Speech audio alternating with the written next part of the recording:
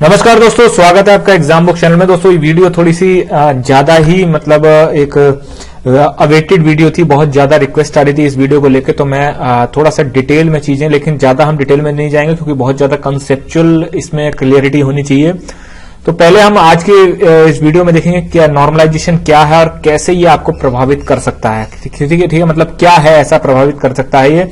और यूपीएसआई 2020 के सभी एस्पिरेंट इसमें ध्यान दें क्योंकि यूपीएसआई 2016 आज भी लटका हुआ है मात्र नॉर्मलाइजेशन के कारण। ठीक है, और ये क्या आपको इससे वास्तव में डरना चाहिए।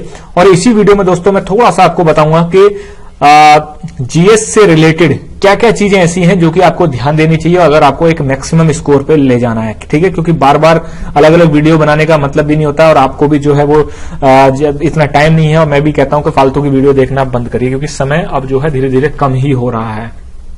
तो चलिए सबसे पहले देखते हैं। आज मेरे पास पेन टैबलेट नहीं है, इस वजह से थोड़ा सा मैं सिर्फ आपको ऐसे समझाऊंगा। ठीक है, तो सबसे पहले देखते हैं कि भाई नॉर्मलाइजेशन का किस तरीके से। ये देखिए, पहले तो ये देख लीजिए, ये फॉर्मूला है। ठीक है, ये होता है नॉर्मलाइजेशन का फॉर्मूला। अब इसमें आप पूरे दिन बैठेंगे ना तब भी आपको समझ में नहीं आएगा। बहुत सारे लड़के ऐसे होंगे जो कि टेक्निकल बैकग्राउंड से होंगे या कुछ होंगे, वो इनका दिमाग मार के अपना कर तो लेंगे, लेकिन मैं सही बताऊं तो ये फॉर्मूला ऐसा है कि जिस बहुत ज्यादा टफ, और इसमें क्लियरिटी इस लेवल की है ही नहीं कि तभी नॉर्मलाइजेशन का हमेशा विरोध होता है और तभी नॉर्मलाइजेशन एक कंट्रोवर्शियल हमेशा टॉपिक रहा है। ठीक है, लेकिन मैं आपको एक बेसिक चीजें बता देता हूं जिस वजह से, जैसे ये आपका जो है इनको नॉर्मलाइजेशन किस तरीके से होता है और क्या आपको चीजें ध्यान में रखनी चाहिए। ठीक है, सबसे पहले देखते हैं कोई भी एग्जाम अगर होता है, ठीक है, अगर कोई भी एग्जाम होता है उसमें दो तरीके के शिफ्ट होती हैं। ठीक, दो तरीके की शिफ्ट होती है। कौन कौन सी होती है? एक होती है टफ शिफ्ट, ठीक, और एक होती है नॉर्मल शिफ्ट जिसको कि हम सिंपल शिफ्ट बोलते हैं। अब जैसे मान लीजिए कोई भी पेपर अगर मान लीजिए 20 दिन चला या 15 दिन चला, ठीक है, जैसे आपका यूपीएसआई 2020 जो है कम से कम मैं मानता हूं कि 15 से 18 दिन चलेगा। 15 दिन तो मिनिमम चलेगा। एक दिन में 3 शिफ्ट होंगी। अब होता क्या है, एक दिन में आपकी 3 शिफ्ट हुई। अब 3 शिफ्टों में मान लीजिए कि 2 शिफ्ट, एक शिफ्ट टफ आई, एक शिफ्ट नॉर्मल आई और एक शिफ्ट क्या आई, एवरेज आई। ठीक है, अब क्या करा जाएगा उस एक दिन की शिफ्ट में, मान लीजिए जैसे 21 तारीख को आपका पेपर था, 21 तारीख में 3 शिफ्टें आई, सुबह, दोपहर और शाम की। अब उन 3 शिफ्टों में क्या करा जाएगा, फॉर्मूला लगा के एक एवरेज मार्क्स, एक औसत नंबर निकाले जाएंगे।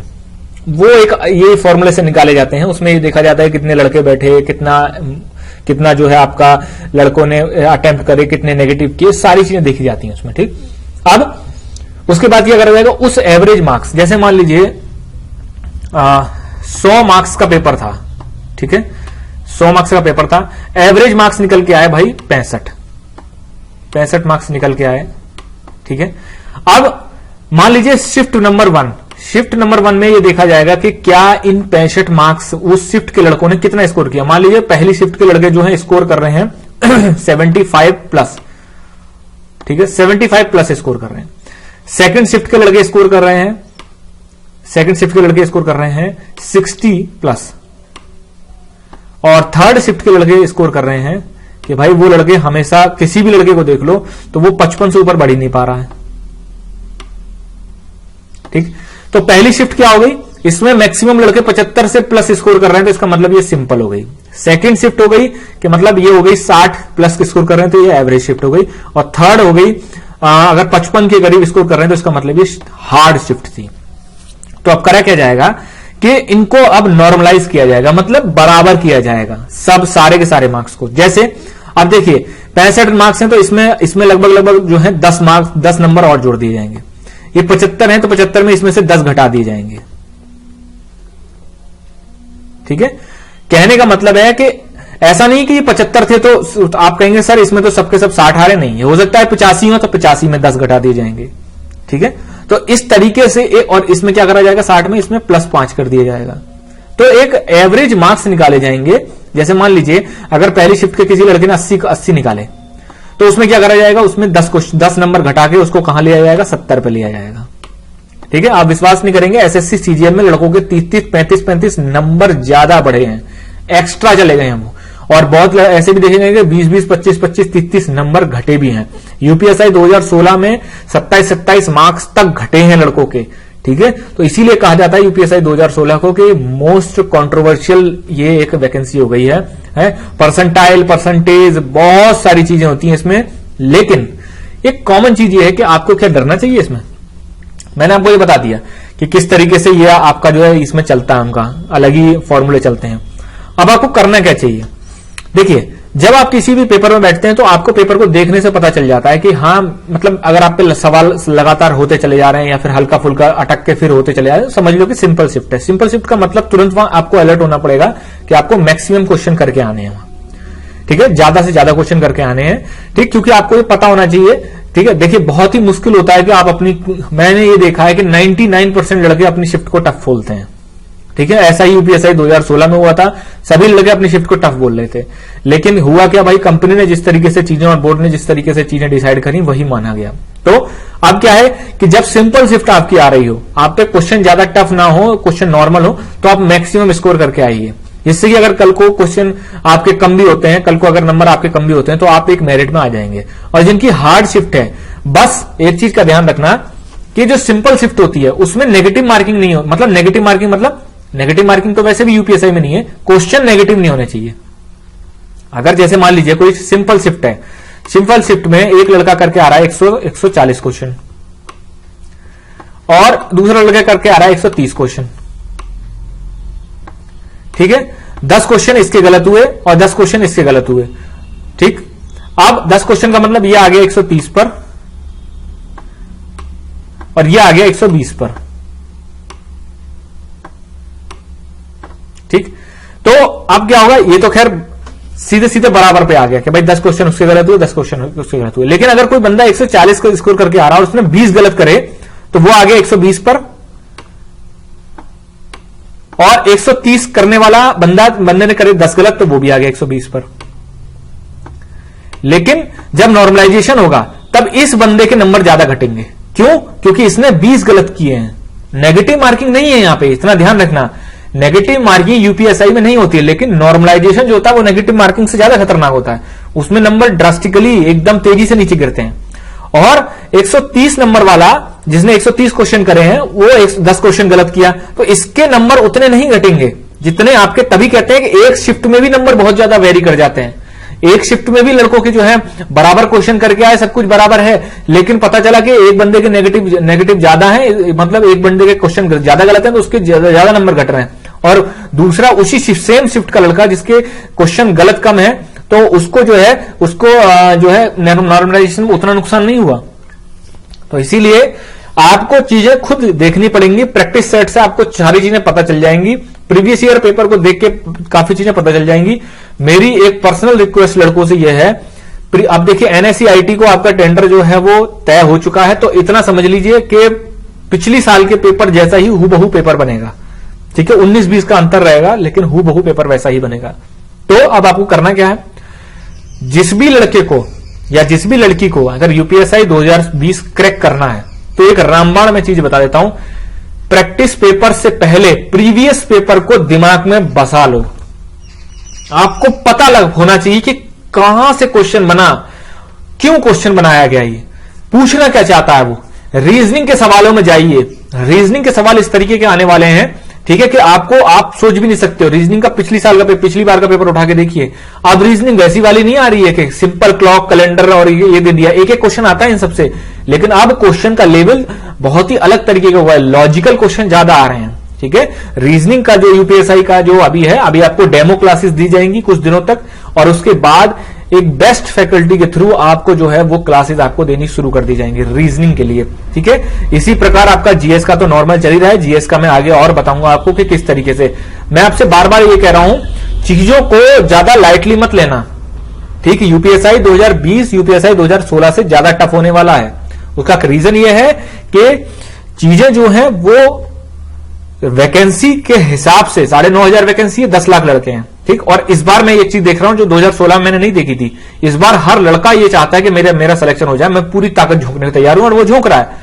यूपीएसआई 2016 में लड़का मतलब थे, लेकिन कंपटीशन का लेवल उस हिसाब का नहीं था। 4 सालों में जब से यूपीएसआई 2016 से लड़के निकले, ठीक है, उसके बाद से क्रेज बढ़ा, दरोगा का क्रेज कह लो या पुलिस का क्रेज कह लो, पुलिस की नौकरी है तो बहुत टफ, लेकिन उसका क्रेज जो है वो दिन दुगना रात चौगुना बढ़ रहा है, मतलब क्रेज कम नहीं हो रहा है दरोगा की नौकरी का, तो क्रेज बढ़ रहा है। उस क्रेज में गांव शहर कस्बा हर लड़का सेलेक्ट होना चाहता है, तो इसीलिए और सिलेक्शन उसी का होगा अंत में जो कि अपने दिमाग, अपने नयन जो होते हैं, अपनी आंखें जो होती हैं वो खोल के चलेगा, अपने आंख बुद्धि, ठीक है, खोल के चलेगा और मन को कंट्रोल रखेगा।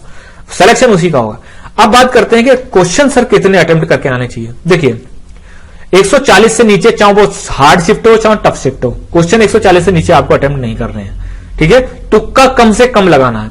देखिए तुक्का लगाने के भी 2-3 तरीके होते हैं, ठीक, वो मैं आगे कभी भी जब आपका धीरे धीरे एग्जाम आएगा तब मैं आपको बताऊंगा कि किस तरीके से आपको अगर एक ऑप्शन भी आता है तब भी आप जो है कैसे उस सवाल को कर सकते हैं, ठीक है। तो मतलब कहने का यह है कि चीजें जो हैं आपको उस हिसाब से करनी है, उस हिसाब से अपने आप को एक विस्तृत रूप से ले जाना है।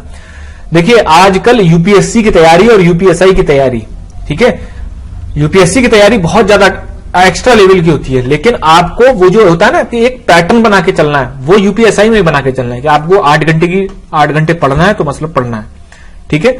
जो लोग जॉब में है तो उनको भाई 5 से 6 घंटे देना ही देना है, 4 से 5 घंटे देना ही देना है आपको, उनसे नीचे में काम नहीं चल पाएगा, ठीक।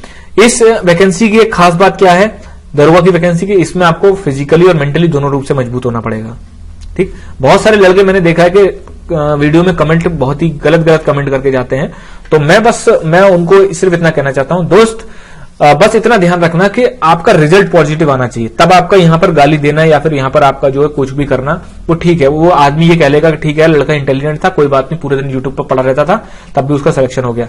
बट एक चीज ध्यान रखना कि अगर आपका सिलेक्शन नहीं हुआ, ठीक, उस दिन से आप अपने आप को क्या कोसोगे कि काश मैं उन सर की बात मान ले जाता, काश मैं उनकी बात मान लेता, किसी की भी, ठीक है। तो इसीलिए पढ़ाई का टाइम है, पढ़ाई करिए। वैकेंसी मानता हूं नोटिफिकेशन देर हो रहा है, लेकिन नोटिफिकेशन आपका आ जाएगा और उसके बाद फिर आपको समय नहीं मिलने का है, ठीक है। तो स्थिति को अपने आप को संभालिए, अपना जो है एक पैटर्न बना के चलिए, पूरे दिन यूट्यूब पे मत पड़े रहिए, यूट्यूब से ज्यादा बोनी, पढ़ाई के लिए यूट्यूब पे आइए, वो भी सिर्फ और सिर्फ पढ़ाई के लिए, ठीक। 36 तरीके की वीडियो देखना बंद करिए। मैं विश्वास नहीं करोगे, जिस दिन आपका रिजल्ट फाइनल आएगा उस दिन आपको यही बातें, अगर आपका सिलेक्शन नहीं हुआ तो यही बातें आपको जो है याद आएंगी, और अगर हो गया तो आप यही बातें सोच के कहोगे कि अच्छा हुआ मैंने सर की बात मान ली। मैं किसी भी लड़के का, किसी भी लड़की का मैं विरोध नहीं करता हूं, मैं सबका चाहता हूं कि जो सीरियस कैंडिडेट है, जो पढ़ना चाहता है, जिसको सिलेक्शन लेना है किसी भी कीमत पे, उसका सिलेक्शन हो जाए, ठीक है, क्योंकि भैया 10 लाख में 9,500 वैकेंसी ही आनी है। तो दोस्तों ये जो नॉर्मलाइजेशन है 140 से आपको नीचे क्वेश्चन नहीं करके आने हैं, चाहे शिफ्ट टफ हो या नॉर्मल हो, ठीक है, किसी भी रूप में। अगर आपकी शिफ्ट थोड़ी सी है, अगर आप थोड़ा और जैक लगाना चाहते हैं तो आप 145 तक चले जाइए, ठीक, उससे 145-50 तक अगर आपकी सिंपल शिफ्ट है। क्वेश्चन का हमेशा ये ध्यान रखिए कि क्वेश्चन गलत नहीं होने चाहिए कैसे भी, ठीक है। अगर गलत हो, देखिए हर एक, ऐसा तो है नहीं का 100% एक्यूरेसी, नॉर्मलाइजेशन में एक्यूरेसी का इतना बड़ा रोल है। अगर आपकी एक्यूरेसी है तो आप विश्वास नहीं करोगे 22, 23 नंबर तक बढ़ जाते हैं, और बढ़े हैं लड़कों के, ठीक। अगर आपकी एक्यूरेसी है, ठीक, एसएससी सीजीएल में लगभग मैं मानता हूं 38 नंबर या 48 नंबर के करीब बढ़े थे, शायद 38 नंबर थे, और उसकी एक्यूरेसी थी 99%, ठीक। तो एक्यूरेसी पे बहुत ज्यादा ध्यान रखिए, क्वेश्चन गलत नहीं होने चाहिए कैसे भी करके, क्योंकि ये जो फॉर्मूला है ना, ये मट्टी पलीत कर देता है। बहुत अजीब ही लेवल का फॉर्मूला है।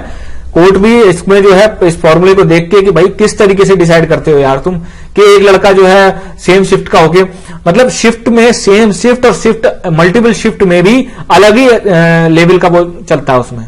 तो इसलिए मैंने आपको बेसिक अंडरस्टैंडिंग दे दी है कि आपको किस तरीके से नॉर्मलाइजेशन कैसे होता है, ठीक, और क्या प्रॉब्लम्स आती है नॉर्मलाइजेशन में, इसलिए। और लास्ट में मैं आपको कंक्लूजन, क्योंकि आपको टेक्निकल चीजों में नहीं जाना बिल्कुल भी, ठीक है, कि फॉर्मूला क्या होता है इसका, A+B होल स्क्वायर, ये सब कुछ नहीं करना है इसमें, इसका फॉर्मूला अलग है।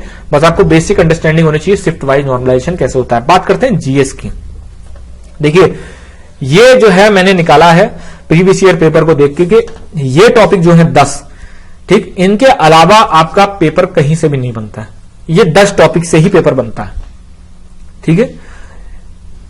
संविधान, मूल विधि, इतिहास, भूगोल, अर्थव्यवस्था, यूपी स्पेशल में आपका यूपी करंट हो जाता है, और यूपी का आपका स्पेशल जो होता है स्टेट का वो अलग हो जाता है, करंट अफेयर हो जाता है, करंट अफेयर में इंडियन, वर्ल्ड अलग अलग हो जाते हैं, फिर पर्यावरण आ जाता है, फिर संस्कृति मतलब कल्चर आ जाता है, ठीक है। कल्चर को लोग इतिहास में मान के चलते हैं, लेकिन कल्चर को आप अलग मान के चलिए कि नृत्य कौन कौन से हैं, अलग अलग स्टेट के नृत्य कौन कौन से होते हैं, ठीक है, भाषा कौन सी होती है, ये सारी चीजें इसमें संस्कृति में आती हैं।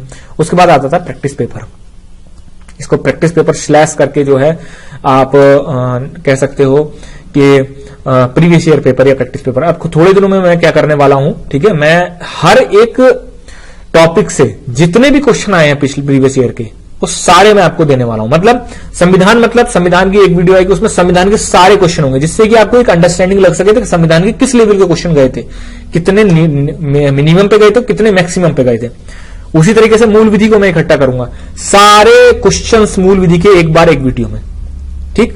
इतिहास अलग करूंगा, भूगोल अलग करूंगा, अर्थव्यवस्था अलग करूंगा। तो इससे आपको एक बेसिक अंडरस्टैंडिंग पता चल जाएगी कि हाँ वास्तव में मुझे किस लेवल की पढ़ाई करनी है। क्योंकि अभी क्या होता है, आपने एक सेट खोला, एक सेट में आपको एक अर्थव्यवस्था का क्वेश्चन दिख गया, फिर आप क्या करोगे, पूरा सेट कर लिया, फिर दूसरे सेट पे गए, दूसरे सेट पे क्या आप पहले सेट का अर्थव्यवस्था का क्वेश्चन भूल गए। लेकिन अगर आपको अलग अलग पार्ट में मिल जाए, अलग अलग पार्ट में आपको पता चल जाए, तो आपका जो है, एक चीज और मैं बता दूंगा आपको, जीएस को हल्के में बिल्कुल भी मत लेना, ठीक है। क्योंकि देखिए मैं बच्चों को कभी डराता नहीं हूं, लेकिन मैं ये भी चाहता हूं कि आप सच्चाई भी रखिए अपने साथ, ठीक है।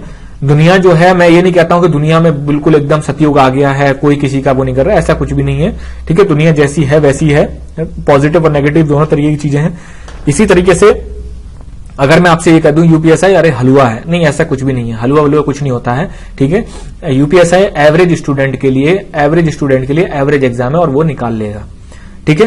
वो इन सब चक्करों में पड़ेगा भी नहीं, ठीक। आप जहां भी पढ़ रहे हो, जो भी क्लास ले रहे हो, देखिए एक चीज ध्यान रखना, जो लोग ये कहते हैं कि कोचिंग सेंटर्स का विरोध करते हैं या वो करते हैं, आप भी एक चीज सोचिए, जब आप पढ़ रहे होंगे तो आपने भी कहीं ना कहीं किसी न किसी की मदद ली होगी, ठीक। तो इसलिए पहले अपने गिरेबान में झांक के देखिए कि क्या आपने एग्जाम या तो आपने कोई एग्जाम नहीं दिया इसलिए आप विरोध करते हैं, ठीक।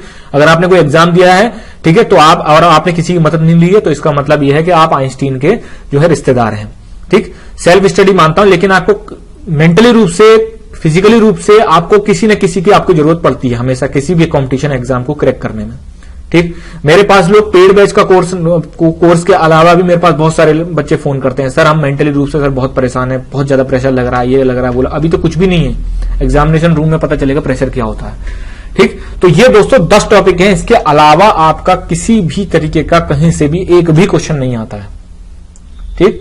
तो ये जो क्वेश्चन, ये जो जीएस का ये आपका जो है पूरा तरीके से पैटर्न ये ऐसा होता है, ठीक है। तो अपना तैयारी का लेवल इस हिसाब से करिए, ठीक है। जीएस, हिंदी, रीजनिंग और मैथ, इसके कंबाइन बैच नहीं आएगा, इसका अलग अलग बैच आएंगे, जिसको जो बैच लेना हो, ठीक है, वो बैच आप जो है ले सकते हैं। 10 नवंबर से जो है चीजें स्टार्ट हो जाएंगी। उससे पहले आपको जीएस की तो भाई डेमो क्लासेस पड़ी हुई हैं, आप देख लीजिए जाके। उसके बाद आपका हिंदी की डेमो क्लासेस एक आ चुकी है, 2-3 और आने वाली हैं। रीजनिंग की डेमो क्लास आएगी और मैथ का जैसा पढ़ा रहे हैं आपको पता है, मैथ की भी डेमो क्लास आएंगी।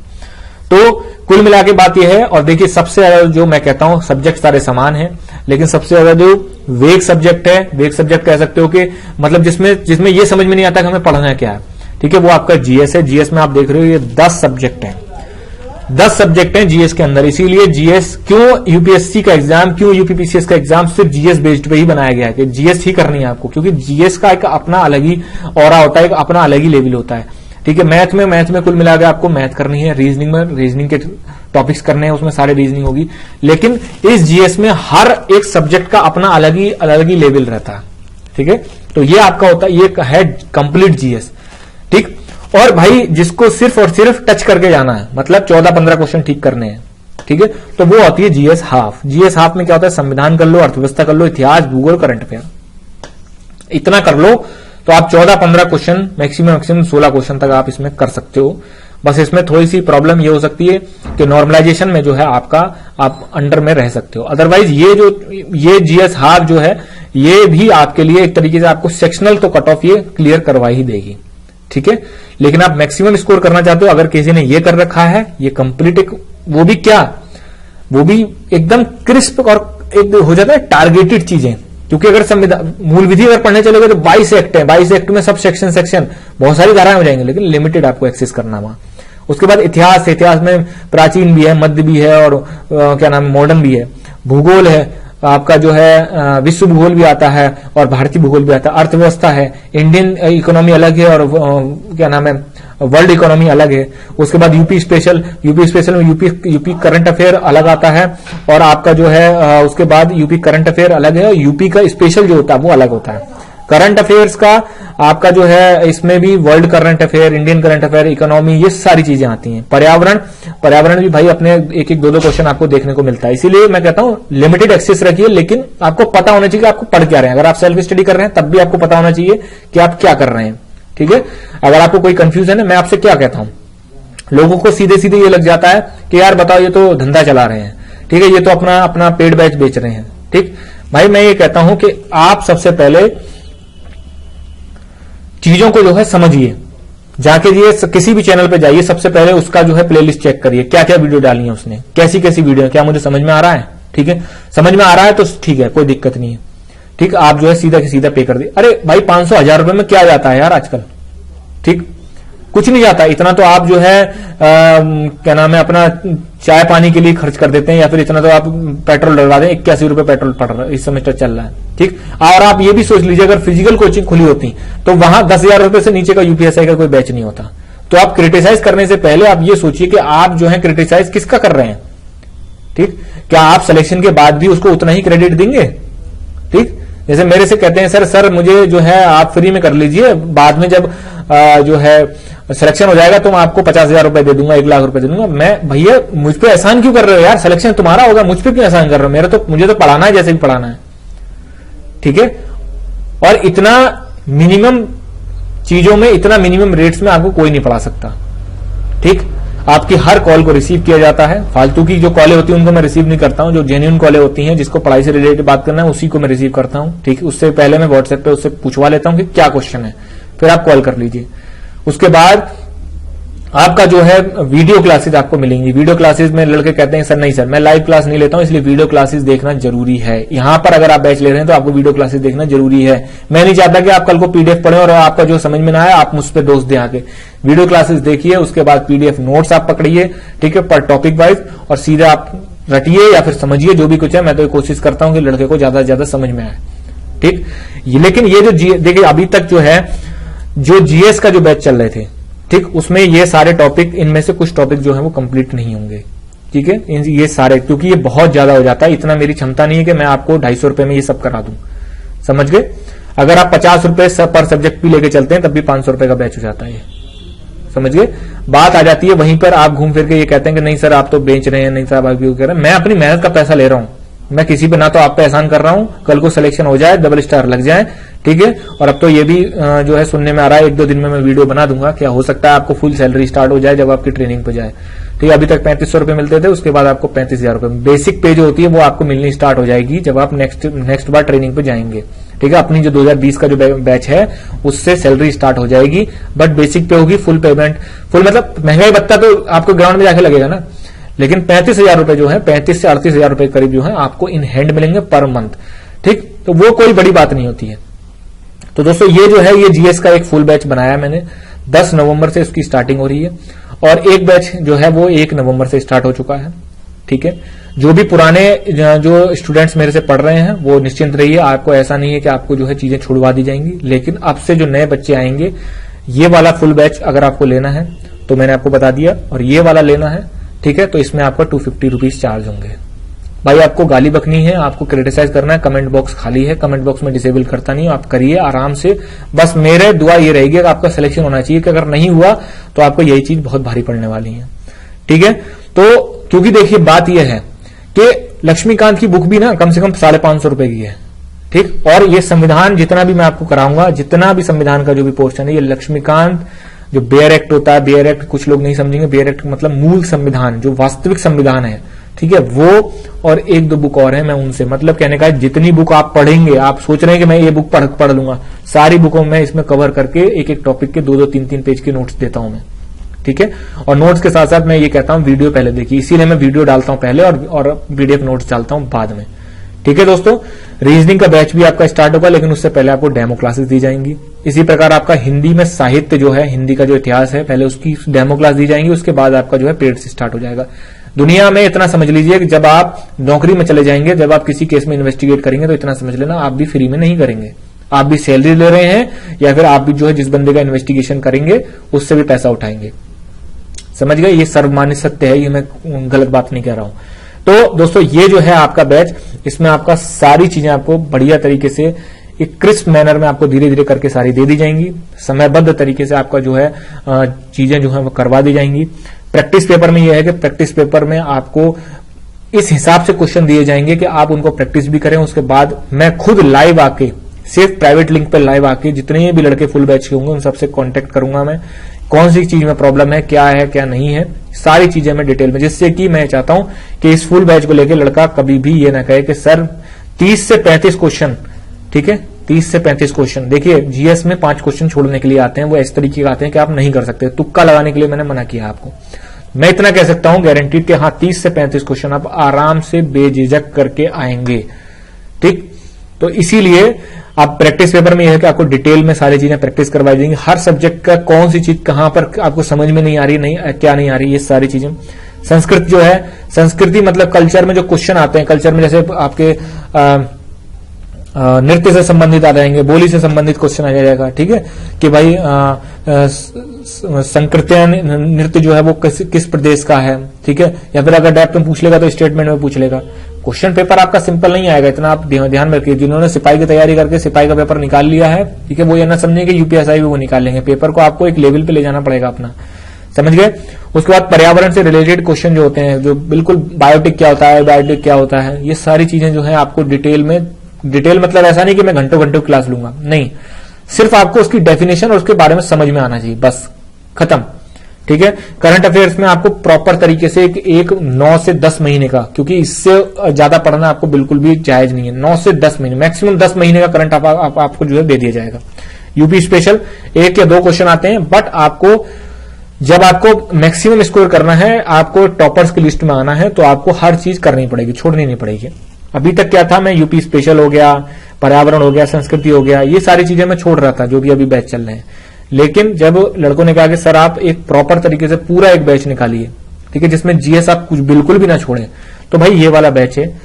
इसमें क्या है, इसमें ये जो बैच है ये फुल आप ले सकते हैं किसी भी समय। 10 नवंबर से इसकी स्टार्टिंग होगी जीएस फुल बैच की, और एक ही बैच बनेगा, क्योंकि इस बैच में अगर आप लगा लेते हैं कि एक सब्जेक्ट में ही कितनी ज्यादा, अभी ऐसा है ना, जो लड़के क्रिटिसाइज करते हैं उनको ये नहीं पता कि जीएस को पढ़ाने में और जीएस जो पढ़ाता है उसको भी किस तरीके की मेहनत करनी पड़ती है, और उसकी पूरी टीम को कैसी मेहनत करनी पड़ती है, ठीक है।